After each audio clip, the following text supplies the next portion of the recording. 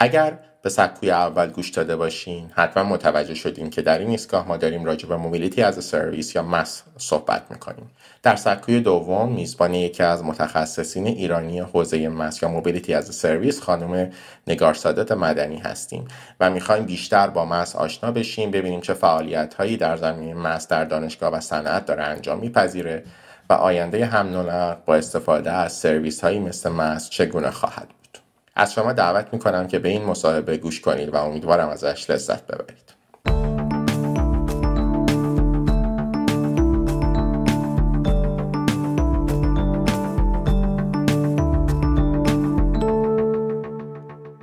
نگار مدرک کارشناسی ارشد در زمینه راه و حمل و نقل داره از دانشگاه خوارزمی در ایران. بعد چندین سال تو ایران توی شرکت‌های مشاور حمل و نقل و راه مشغول به کار بوده و بعدش هم در سال 2021 برای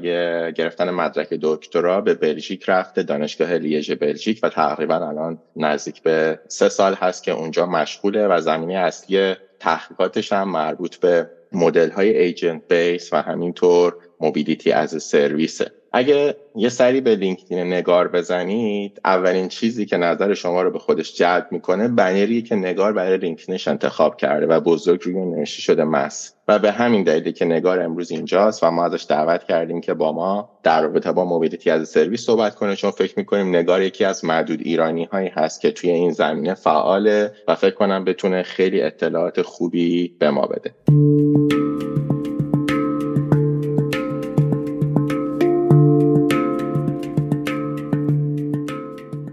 نگار سلام، خیلی ممنون که دعوت پادکست ترن رو قبول کردی. سلام، خواهش میکنم، ممنون از دعوت شما. من در خدمتتون هستم. خیلی ممنون، خیلی خوشحالیم که امروز با تو مصاحبه میکنیم. من همیشه مصاحبه‌های پادکست ترن رو با این سوال شروع میکنم چون برای خودم خیلی جالبه. چی شد که وارد دنیای حمل و نقل شدی؟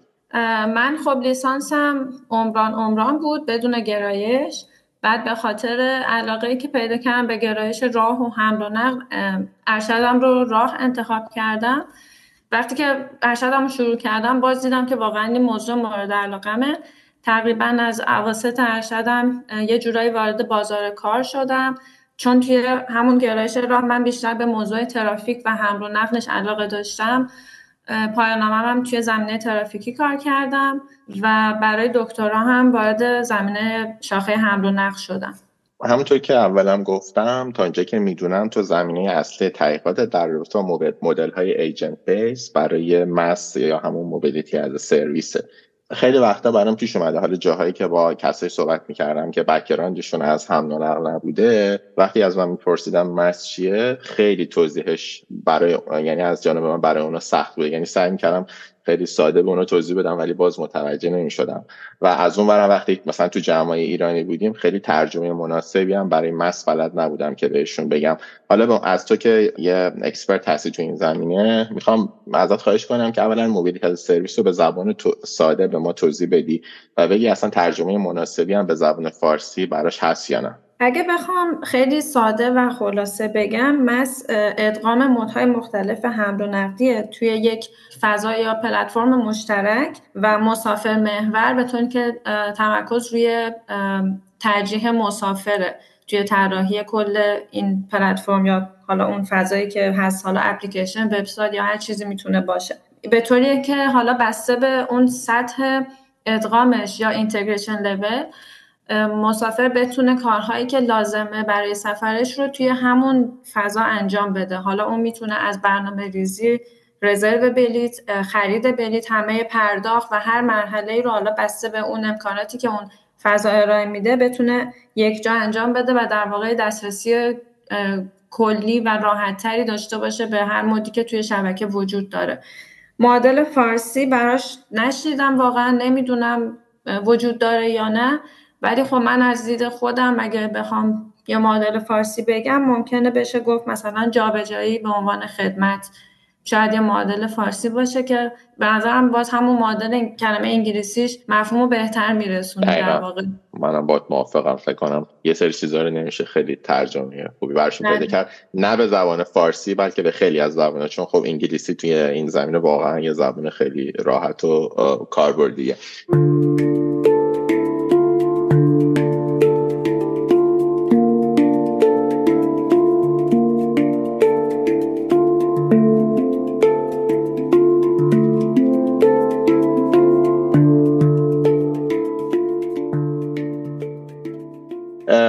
چی شد که اصلا مس رو به عنوان موضوع تحقیق و ریسرچ خودت انتخاب کردی و یکم راجع به کلا ریسرچت به ما توضیح بده و اینکه تو چه زمینه کار میکنی، اصلا از کجا شروع شد و الان تو چه مرحله هستی؟ من خب تقریبا از دوره لیسانس یا به طور جدی‌تر دیگه از اواسط دوره ارشدم تصمیم گرفتم که اپلای کنم برای PhD و اونجا توی پوزیشن‌های دکترا که سرچ می‌کردم با مفهوم مس آشنا شدم و خیلی علاقه‌مند شدم که حالا یا یه پوزیشن توی این زمینه پیدا کنم یا با یه استاد پروپوزال بنویسم در مورد حالا یکی از ابعاد مربوط به مس. و دلیلی که بهش علاقه‌مند شدم این بود که هم یه موضوع خیلی بروزه و جدیده و خیلی رو به پیشرفته، یعنی خیلی جای کار داره و اینکه خیلی چند وجهیه، یعنی حالا جلوتر باز صحبت میکنیم با جزئیات بیشتر، خیلی ابعاد مختلف داره، یعنی صرفا تئوری نیست، صرفا حمل و نقل و بحث موبیلیتی نیست، یعنی بحث تقاضا یا تحلیل تقاضای مس هست، بحث بیزینس و چیزای دیگه هم، حتی بحث اقتصادی واردش میشه و این خیلی برای من جذاب بود که این موضوع صرفا یه موضوع تئوری نیست و در عمل هم داره اجرا میشه توی صنعت. این دلیلی بود که من بهش علاقه‌مند شدم و بعد پوزیشنی که الان دارم رو پیدا کردم و اپلای کردم، پذیرفته شدم و الان 10 روز دیگه سال سومش تموم میشه PhD و وارد سال 4 میشه.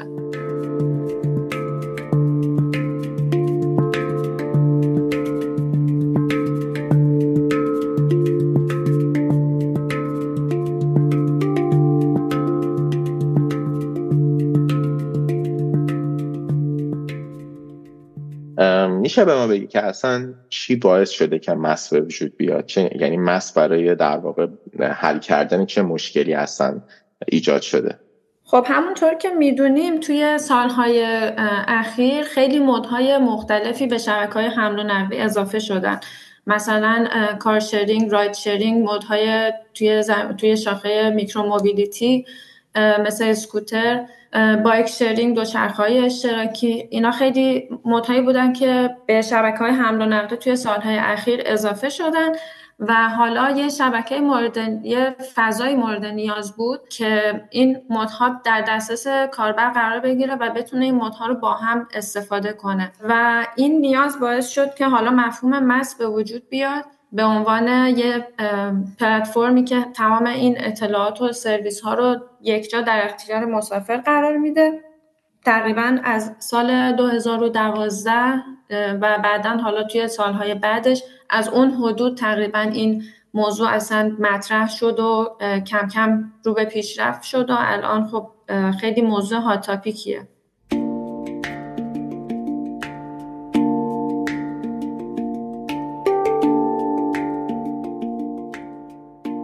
خب این موضوعی که گفتی هات تاپیکه فقط تو ریسرچ یا تو مارکت و یه عمل همینطوری هست؟ یعنی میخوام بدونم که الان چقدر مس از حوزه ریسرچ وارد زندگی روزمره مردم شده و مردم میتونن حالا جاهای مختلف دنیا ازش استفاده کنن. مس در واقع چون که یه جورایی از ریسرچ شروع شده، یک گپی بین ریسرچ و صنعت وجود داشت و این داره روز به روز کمتر میشه به نظرم. دلیلش هم اینه که خب الان موضوعیه که خیلی به بحث‌های سستینبیلیتی، بحث‌های حمل و نقل پایدار مرتبط میشه. اینم اشاره کنم که این اطلاعات رو و این سرویس رو در اختیار همه افراد جامعه که حالا دسترسی به مثلا یه گوشی هوشمند دارن میتونه قرار بده و این باعث میشه که این سرویس در اختیار افراد به طور یکسان قرار بگیره و این خب خودش بحثیه که برای جوامع مهمه و اینکه به همین دلایل این موضوع خیلی مورد توجه بوده و توی صنعت هم خیلی وارد این شدن که حالا بیان یه پایلوت مس رو اجرا کنن یا یه پروژه مس رو عملی انجام بدن توی جامعه و این گپ کمتر شده و به نظر من چیزی که حالا هنوز وجود داره توی صنعت و ریسرچ مس اینه که یکی از چالش‌هایی که کلا مس داره دیتا هست، چون که برای طراحی یه پلتفرم هست و برای اون تحلیلایی که لازمه ما باید اطلاعات رو برای همه مودهایی که توی اون شبکه وجود دارن داشته باشیم و این نیازمند اینه که بخش حمل و نقل عمومی، بخش خصوصی، تامین کننده مودهای مختلف بیان دیتاشون رو در اختیار اون کسی که میخواد این پلتفرم مس رو طراحی کنه و تحلیلش رو انجام بده قرار بدن و این نیازمند یه همکاری واقعا گسترده است بین این بخش ها. این یه چالشیه. خب مثلا توی ریسرچ خیلی سخته که این اطلاعات رو از جاهای خصوصی بگیری یا حتی از جاهای دولتی توی خیلی از شهرها یا کشورها و این باعث شده که خب توی ریسرچ مثلا از اطلاعات سروی ها استفاده بشه یا یه نفر خودش پرسشنامه طراحی کنه و تحلیلش رو انجام بده و توی صنعت خب اونا دیتایی که دارن دیتای واقعی مربوط به سفرهاست و این یه کمی بین نتایج ریسرچ و اون چیزی که در واقعیت اتفاق میفته میتونه یه فاصله‌ای بندازه که این خب باید موقعی که میخوایم نتایج ریسرچ رو استفاده کنیم کالیبره بشه و با توجه به وضعیت واقعی که وجود داره تحلیل ها در نظر گرفته بشه.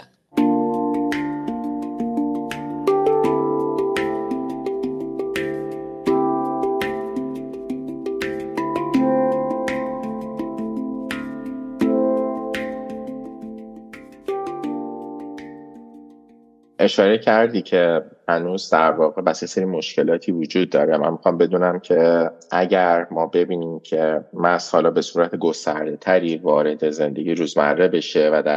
در واقع سیستم های حمل و نقل یه جاهای مختلف دنیا در واقع پیاده سازی بشه، چه تاثیرات مثبت یا حالا اگه تاثیرات منفی هم میشناسی به ما بگو، ولی به نظر میاد که بیشتر تاثیراتش مثبت باشه با توجه به چیزایی که تعریف کردی. چه تاثیراتی میتونه توی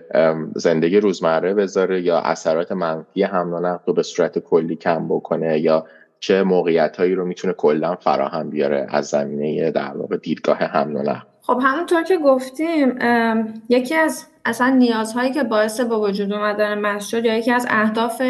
به وجود اومدن مس تشویق به استفاده از مودهای مختلف عمومی و حالا مودهای اشتراکی و مودهای میکروموبیلیتی، کلا هر مودی که توی شبکه وجود داره بود. این اگه که واقعا اتفاق بیفته توی حالت ایدئال ممکنه باعث این بشه که افراد بیشتر بیان به سمت حمل و نقل عمومی و همه دسترسی داشته باشن به طور یکسان به اون سرویسی که داره توی شهر ارائه میشه و حتی توی حالت خیلی ایدئالش اونایی که در حال حاضر مثلا دارن از خودروی شخصی استفاده میکنن بیان به سمت حمل و نقل عمومی و مودهای حالا فعال مثل دوچرخه یا مودهای پاک اصطلاحاً. یه مسئله که وجود داره، یکی از دلایلی که مثلا یه نفر ممکنه به جای حمل و نقل عمومی از خودروی شخصی استفاده کنه اینه که برای یک مسیر ممکنه برای یک تیکه مثلا اتوبوس در دسترس باشه ولی برای قسمت بعدی نباشه و این باعث میشه کل مسیر رو اون شخص با خودروی شخصیش بره.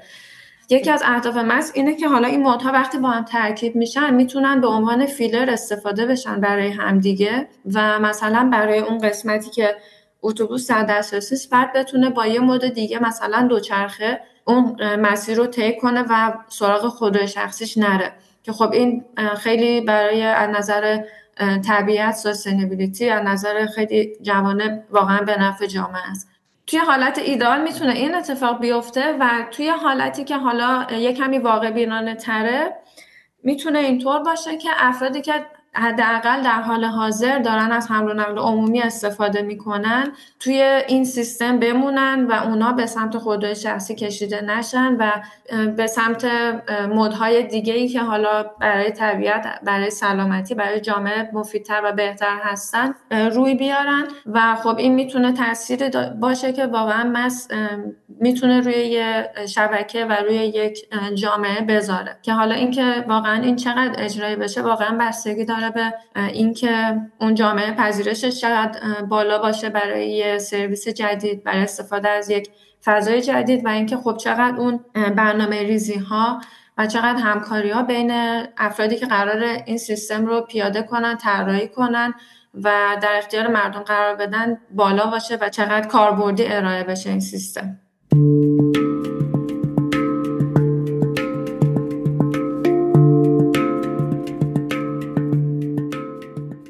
چه توی صحبتات به خیلی جنبه‌های مختلف اشاره کردی. به نظر میرسه که مس خیلی جنبه‌های مختلفی رو در واقع درگیر میکنه و کار کردن روش نیاز داره که همونطوری گفتی نیاز به دیتا داره، نیاز به این داره که با بخش‌های مختلف هماهنگ بشی بین مودای مختلف. حالا اگه فرض کنیم که هر کدوم از این مودا مثلا دست شرکت خصوصی یا حالا دولتی باشن، باید یه هماهنگی بین اینا به وجود بیاد. از این زمینه‌های گسترده میخوام بدونم که تو داری رو کدوم بخش از موبیلیتی از سرویس تحقیق میکنی و یکم میخوام راجع به در واقع موضوع که خودت روش فوکوس هستی توی دکترات برامون بگی. و همونطور که اولش هم گفتم به نظر میرسه که روی مدل‌های ایجنت بیس هم داری کار میکنی توی این زمینه. حالا کلا هر چی که در رابطه با ریسرچ خودت و موبیلیتی از سرویس هست به ما بگی، فکر کنم شنیدنش خیلی برای شنونده‌های جالب باشه. من دقیقاً همونطور که گفتین روی بحث ایجنت بیس مدلینگ کار میکنم و این قسمت تحلیل تقاضای مس هستش که یکی از اولین مطالعاتیه که باید برای یه پروژه انجام بشه، پروژه مس حالا یا کلا اصلا توی پروژه حمل و نقلی. و به این صورته که کاربرها هر کدوم به عنوان یک ایجنت یا به عنوان یک واحد در نظر گرفته میشن و حالا وقتی که ما میخوایم این شبکه رو با وجود یه پلتفرم مس تحلیل کنیم، در واقع باید ببینیم که حالا این ایجنت ها یا کاربرها که حالا همون در واقع مسافرها هستن چه رویکردی و چه انتخاب هایی دارن وقتی که این مودها به صورت یه پکیج یا یک پلتفرم مس داره بهشون ارائه میشه و چطور انتخاب میکنن که مودها رو استفاده کنن توی سفرهاشون، که خب این میتونه باعث بشه که حالا سفرها مثلا در طول یک روز چند موده باشن یا اینکه مثلا حتی توی یک سفر چند تا مود استفاده بشه. بخشی که من روش کار میکنم دقیقا همین قسمت تقاضا هستش که شبکه رو در واقع تحلیل میکنیم تا ببینیم که این اصلا چقدر این پتانسیل توی این شبکه که حالا در واقع یه شهر میتونه باشه، یه جامعه وجود داره که مس اگه که توی این شبکه وارد بشه پذیرفته بشه و استفاده بشه توسط افراد.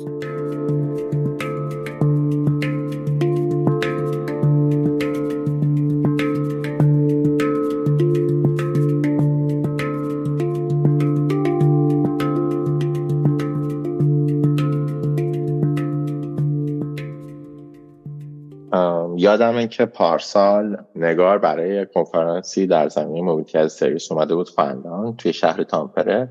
من متاسفانه موقع فنلاند نبودم که نگار رو ببینم، ولی از دوستان مشترکی داشتیم شنیدم. کلا اگه دوست داری یکم راجع به اون کنفرانس و کلا مقالاتی که چاپ کردی تا الان یا جاهایی که ارائهشون دادی اگه بتونی مختصرا برام بگی که خیلی خوب میشه. کنفرانسی که توی فنلاند بودش یه کنفرانس بود توی دانشگاه تامپره و محور اصلی کنفرانس در واقع همون مس بود، کنفرانس ایکومس. من یه مقاله کار کردم در مورد ریسرچ ریویو مس که یه مطالعات ادبیات پیشین مس هست در واقع و خیلی جامع، خیلی مطالعات زیادی توی لیترچر مس در نظر گرفته شده و موضوع اصلیش در واقع لیترچر ریویو مدل کردن مس هست. حالا توی مقاله بحث تقاضا رو بیشتر من کار کردم و مقاله با یه تیمی انجام شد از دانشگاه لوکزامبورگ. بحث عرضه و بیزینسش رو اونا کار کردن بیشتر و حالا توی بحث تقاضا که بیشتر مربوط به کار خود من بود، اون پارامترهایی که میتونه تاثیر بذاره روی استفاده از مس توی شبکه و اون پارامترهایی که توی یک مدل بعد در نظر گرفته بشه وقتی که میخوایم یه شبکه رو با وجود پلتفرم مس تحلیل کنیم معرفی شده و در واقع اینا هم از لیترچر اومده و جمع‌آوری شده و به صورت یه مقاله است. مقاله‌های دیگه من در زمینه مودهای دیگه حمل و نقل بود، چون مس در واقع مفهومش یه شبکه مولتی موداله و خب من روی مودهای دیگه مقاله‌های کار کردم که ببینیم که مثلا اگر سرویس راید شیرینگ به یک شبکه اضافه بشه چقدر این پتانسیل وجود داره که توی شبکه استفاده شه، پذیرفته بشه و چه پارامترهایی روی این پذیرش تاثیر میذارن. و یه مقاله دیگه هم باز در مورد کیبل ترانسپورت بود که اینها به صورت توی هر مقاله حالا بسته به اطلاعاتی که دیتا به ما میداد بررسی شدن که چطور توی شبکه میتونن استفاده بشن و کاربرا چه رویکردی دارن نسبت به این مودی که جدید قرار وارد بشه یا چطور با مودهای دیگه قرار ترکیبش کنن. اون ارتباطی که با مس پیدا میکنه اینه که در واقع مس یه حالت جامع‌تر از همین مطالعاته که خب ما چند تا مود رو میایم با هم ترکیب میکنیم و توی شبکه ارائه میدیم. خیلی جالب بود این مقاله که گفتی. من فکر میکنم که خیلی هم جالب باشه برای شنونده‌های ما حتما سعی میکنیم لینک مقاله که نگار بهش اشاره کرده ازش بگیریم و توی در واقع بخش اون اطلاع رسانی پادکستمون با شنونده هامون شیر کنیم.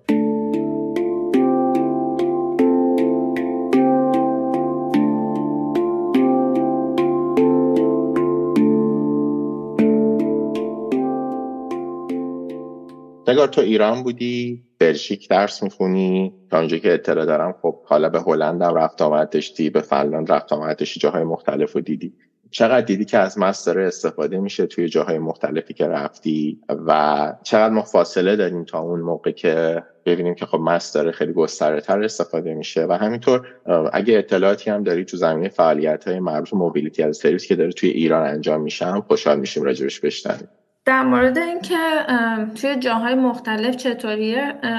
از اونجایی که حالا برای یک پروژه مس بخش خصوصی، بخش دولتی، دیتای موجود، همه اینا تاثیر داره، خیلی توی جاهای مختلف متفاوته. مثلا توی هلند الان 7 تا پلتفرم مس دارن. توی سوئد که اولین پلتفرم اصلا اونجا شروع شد، پلتفرمی که حالا ادامه پیدا کرد و موفق بود. توی آمریکا پلتفرم مس دارن و اصلا توی کنفرانس TRB یکی از محورهای کنفرانس بود اصلا و خیلی در موردش من ارائه میدیدم، افرادی رو میدیدم که توی این زمینه دارن کار میکنن. توی کشورهای اروپایی و توی آمریکا میدونم که به طور کلی توی کشورهای توسعه یافته میدونم که از مرحله مطالعات یه جورایی داره عبور میکنه یا عبور کرده و الان پروژه های واقعی مس اجرایی شدن توی جامعه و حالا یا در مرحله آزمایشن یا اینکه واقعا دارن کار میکنن دیگه. و توی ایران رو تا جایی که من میدونم بحث مطالعاتش اخیراً شروع شده و تازه داره معرفی میشه و داره یه جورایی ترند میشه این موضوع و خب در مرحله اجرا که خب نیستش الان متاسفانه. ولی چیزی که من توی ذهنم هست اینه که فکر میکنم یه سری پایه هاش توی ایران وجود داره. مثلا اپلیکیشن های مثل اسنپ که توی ایران داشتیم که خب چیزای مختلف رو ارائه میداد، مثلا تاکسی بود، میتونستی پیک بگیری، نمیدونم موتورسیکلت بود فکر میکنم. مثلا این خودش میتونه یه بیسی باشه برای اینکه مودهای دیگه بهش اضافه بشن،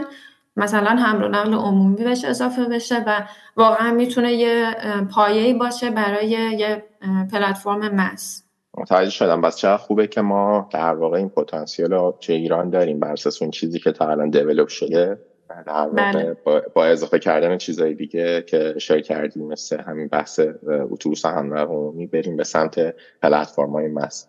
من به عنوان سوال آخر می‌خوام اینو ازت بپرسم که من میدونم که تو از یه خانواده حمل و نقلی میای و همسرت هم تو زمینه حمل و نقل ریسرچره. میخواستم بپرسم که این دفعه اول هست که ما یه مهمونی داریم که همسرش هم کسی که باش زندگی میکنم از همین حوزه است. چجوری هن آدمایی که زوجایی که جفتشون حمل و نقلیان مثلا وقتی میرن تو خیابون ماشینا رو میبینن راجع به اون مسئله صحبت میکنن یا نه اصلا وقتی تو زندگی روزمره آدم یاد این چیزا نمیفته؟ این خیلی جالبه که فکر کنم شنونده های ما بدونن یا چقدر راجع به مسائل ریسرچ با هم دیگه صحبت میکنید. اگه دوست داشتی راجع به این چیزا هم صحبت کنی خوشحال میشیم. بله حتما. خیلی سوال جالب و بامزه‌ای بود. به نظرم جالب میتونه باشه که دو طرف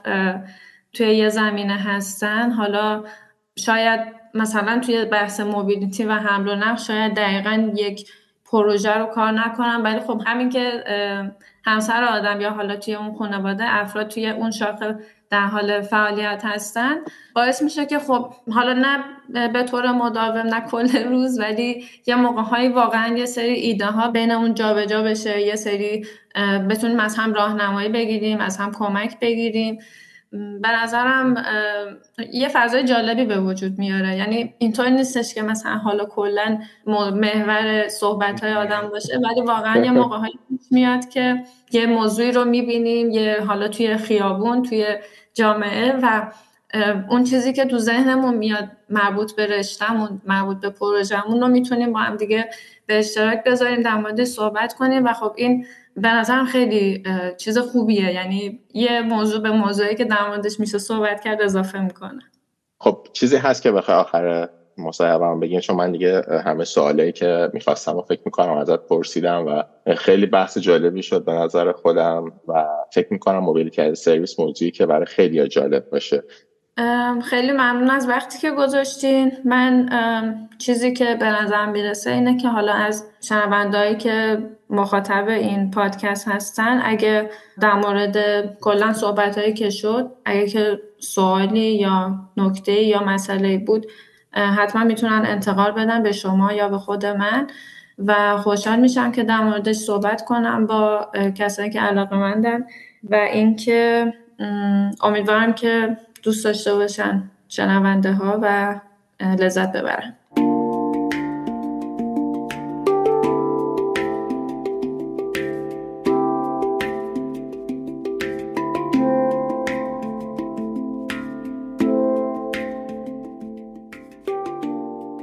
امیدوارم شما هم مثل من از شنیدن به این مصاحبه جذاب با نگارسادات مدنی لذت برده باشین. من خودم خیلی چیزهای جدید یاد گرفتم در رابطه با موبیلیتی از سرویس. امیدوارم برای شما هم به همین شکل باشه. وقتی که میشنویم ایرانی‌های عزیزی در سرتاسر دنیا به پادکست ترن گوش دادن و برای ما کامنت میفرستن، برای ما نظراتشون رو میفرستن، به شدت برای ما انرژی بخشه. بنابراین ازتون درخواست میکنم که اگر انتقاد، پیشنهاد یا هر نظر دیگه‌ای در رابطه با پادکست ترن دارید، از طریق شبکه‌های اجتماعی و از طریق راه‌های ارتباطی پادکست ترن که میتونید توی وبسایت ما یا صفحه‌های اجتماعی ما پیدا کنید، با ما به اشتراک بذارید. این خیلی به ما کمک میکنه که ما پادکست ترن رو بهتر بکنیم و شما هم بیشتر ازش لذت ببرید. جا داره در انتهای این ایستگاه از تمام دوستان عزیزم که در تهیه این ایستگاه به ما کمک کردن تشکر کنم. سینا، زهرا، فاطمه، محسن و شکیبا، مرسی از همراهی همیشگیتون با پادکست ترن. و همینطور جا داره تشکر کنم از بچه‌هایی که کمک میکنن به ما تو بخش هویت بصری پادکست و همینطور آهنگسازی و میکس و مونتاژ پادکست، آیدین، البرز و مصطفی. تا ایستگاه بعدی از پادکست ترن، خدا نگهدار.